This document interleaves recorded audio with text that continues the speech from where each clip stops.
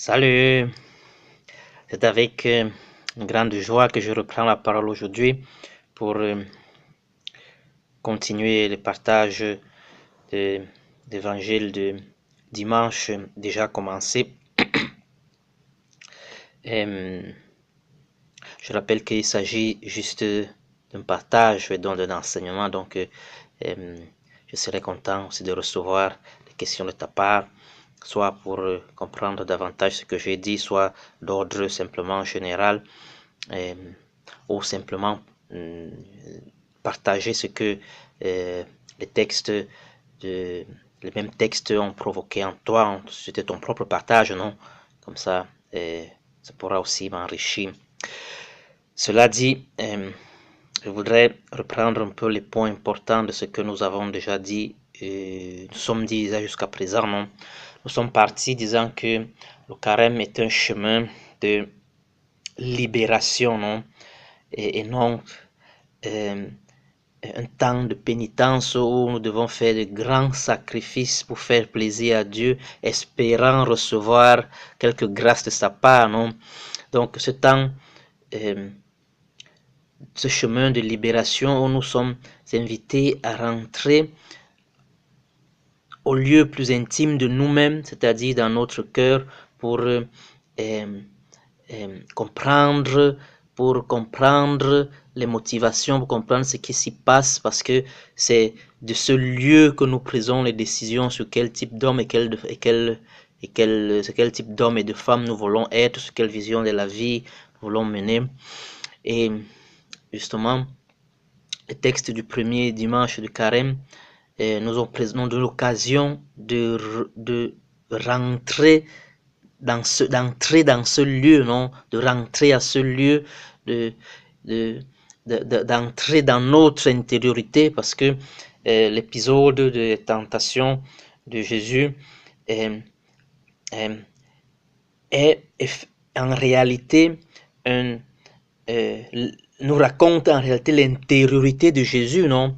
Donc nous avions dans l'évangile l'intériorité de Jésus et la première lecture nous amenait aussi à voir l'intériorité d'Adam et Ève dans le dialogue avec le serpent, non? Donc l'intériorité de Jésus et mon intériorité en tant qu'homme, l'intériorité d'Adam et Ève, les premiers hommes, donc les hommes par excellence, non?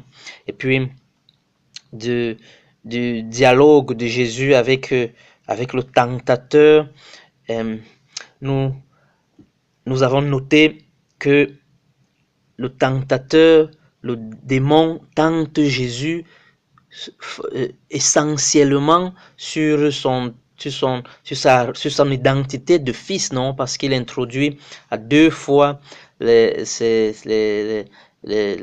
tentations en disant si tu es fils de Dieu, non? Il ne tente pas Jésus d'abord sur sa capacité de pouvoir résister 40 jours et 40 nuits dans le désert sans manger, sans boire et puis bien de choses que tu peux ajouter à la liste, non? Il ne tente pas Jésus d'abord sur sa capacité ou non d'observer les commandements de Dieu, non? Mais fondamentalement sur son identité de fils. Et Jésus fait une chose qui est une chose que nous pouvons aussi faire, que nous devons faire dans le moment des tentations, c'est-à-dire Jésus se raconte sa propre histoire, il raconte son rapport, sa relation avec Dieu son Père, non?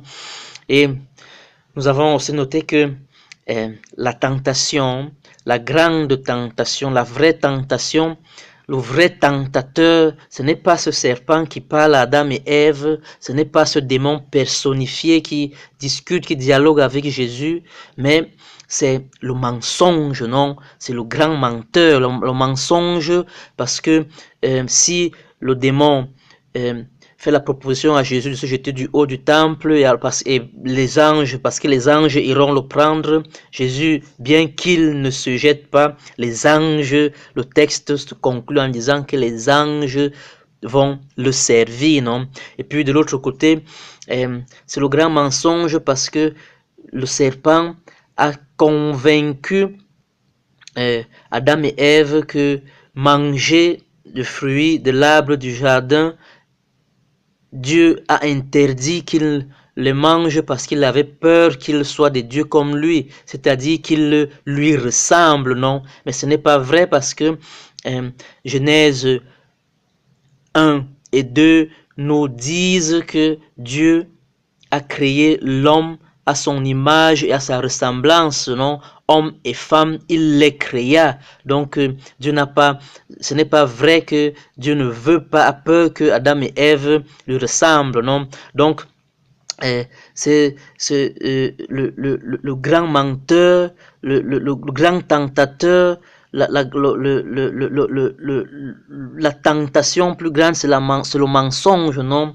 Le mensonge qui ne consiste pas seulement à ne pas dire la vérité, mais à se mentir soi-même, à mentir sur sa propre identité, à la falsifier, ne pas la raconter entièrement, la raconter en excluant quelques faits importants parce que peut-être on voudrait être plus convaincant et plus et plus important aux yeux des autres, non?